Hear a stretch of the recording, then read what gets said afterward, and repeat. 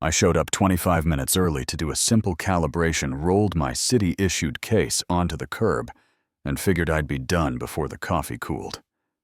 Next thing I know, Barbara from the HOA is on 911, like I'm cooking meth in her flower bed. Voice, shaking eyes glued to my case, like it's ticking down to 0. And here's the part that stuck with me all day. She wasn't scared of me. She was terrified of what was inside that case, of what it might say out loud. I'm Tommy City Environmental Inspector, the guy with instruments that hum and blink and don't care about politics. And this block was on my route, public notice and everything.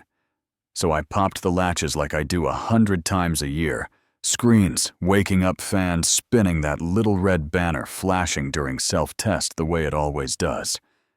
And Barbara froze. Breath caught color draining, like she just watched her own secret step into the sunlight.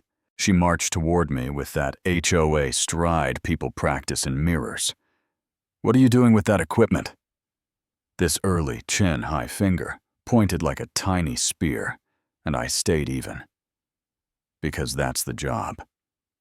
Routine air quality check on the schedule, just calibrating. But she had the dispatcher on speaker selling panic to the whole cul-de-sac. Unauthorized chemical devices.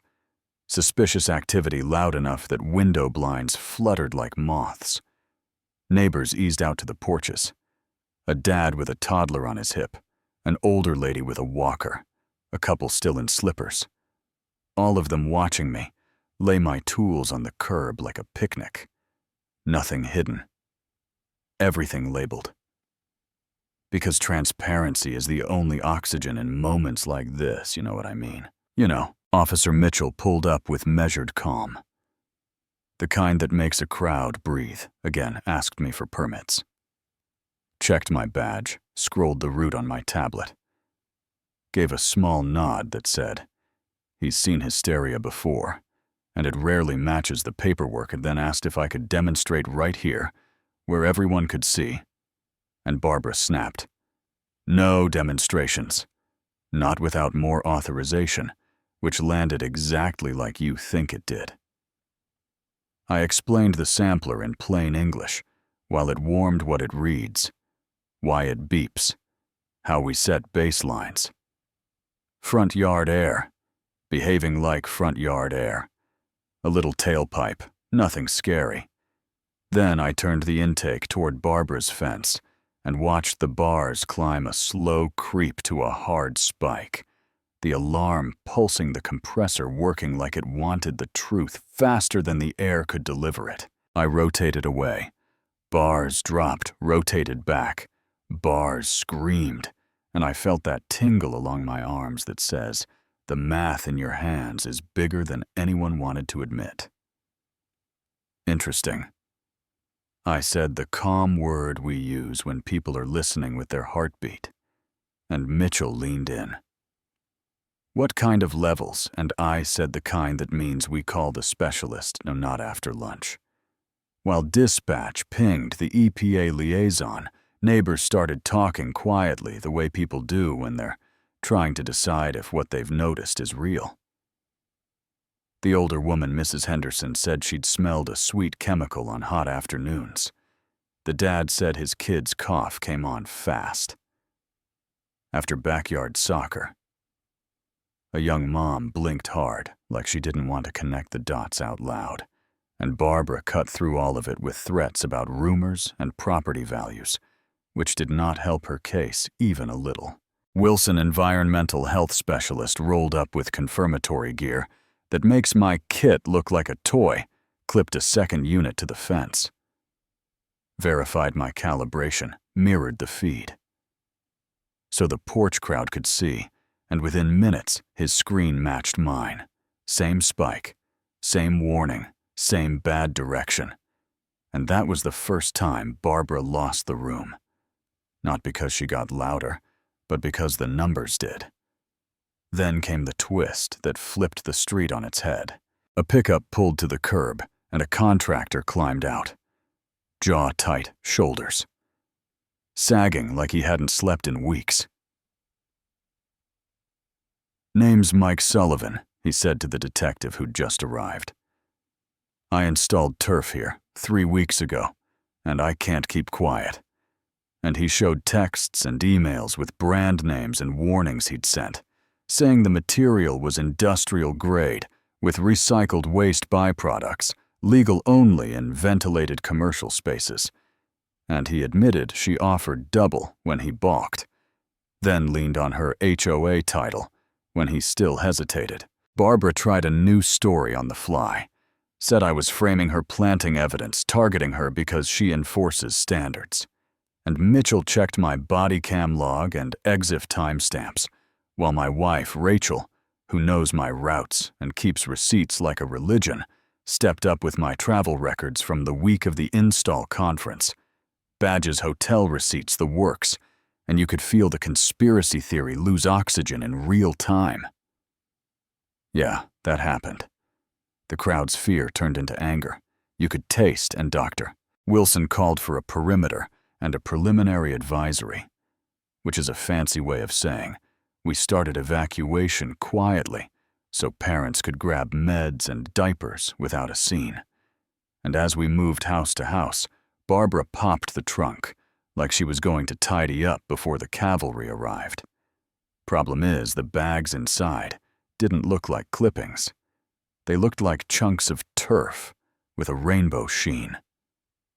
And soil that smelled wrong. The kind of wrong that sits in the back of your throat. And tucked among the bags were HOA invoices that didn't match any visible beautification, and deposit slips with memos that raised the hair on the back of my neck, Mrs. Henderson, bless that woman's patience and backbone, shuffled forward with a manila envelope and placed it in Detective Rodriguez's hands like a verdict. Grainy night photos of trucks with hazard placards turning into Barbara's driveway, after midnight frames of Barbara pointing men to dig sites, measuring depth with a stick, aiming the burial right next to a storm drain that feeds the elementary playground. And you could hear the neighborhood gasp as one body. Not because they were surprised it was bad, but because they finally saw how bad. Rachel had been tracing another thread while they inventoried the trunk. Bank transfers labeled like landscaping, but arriving from companies with names that rhyme with disposal payment dates, matching the sensor spikes on Dr. Wilson's map, amounts big enough to explain the panic. And when Rodriguez read the lines out loud, residential waste placement expedited acceptance. Barbara's shoulders dropped in that way people do when the lies have nothing left to wear. She reached for a final play, tried to drive off under the banner of a family emergency.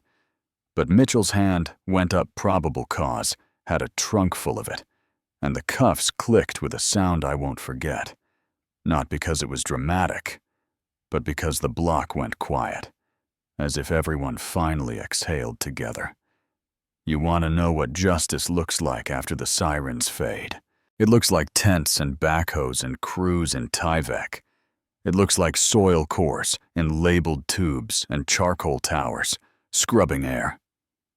It looks like a map of storm lines on a folding table and a plan to dig where the damage runs.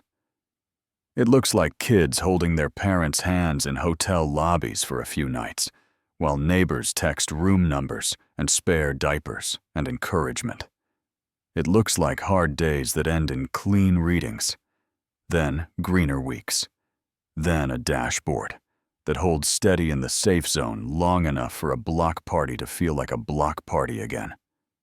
Mike cooperated, handed over every message, stood in a room full of contractors, and said no rate is worth poisoning families. And he took probation with a promise to fix more than he broke. Barbara took charges that started environmental crimes and ended obstruction, along with restitution and a lifetime ban from deciding anything that touches public health, and the companies that paid her discovered how fast assets move when prosecutors show their math. The best part, though, was smaller and bigger at the same time. Mrs. Henderson got her porch back, and the smell of night air didn't carry fear anymore. The young dad watched his kid sprint barefoot. Without counting coughs, our HOA posted every contract and receipt in a portal where rumors go to die. And those little sensor nodes on the light poles hummed like patient sentries. Not ominous, just steady. I've thought a lot about the morning this all started, how three simple things kept ringing in my head. The way a red boot screen made someone panic, the way her eyes kept cutting to the fence, the way volume tried to outrun facts. And I keep coming back to this simple truth. People who fear measurement will always try to make the measuring the problem. People who accuse loudest sometimes hope you'll defend yourself long enough for the plume to blow away. People in nice blazers can be just as reckless as any back alley operator when there's money on the table and a story to hide. So tell me this, and be honest. If you'd been standing there with me when the meter spiked, would you have trusted the loudest voice or waited for the numbers to finish talking? Have you ever had someone accuse you of the very thing they were doing? And how did you handle it? Drop your take in the comments. Argue with me about where community standards end and public safety begins. Tell me if justice looked right or went too easy or too hard. And if this hit close to home, tap like, subscribe, and share this with the one neighbor who always talks over the room, because sometimes the quiet truth needs a little help getting heard.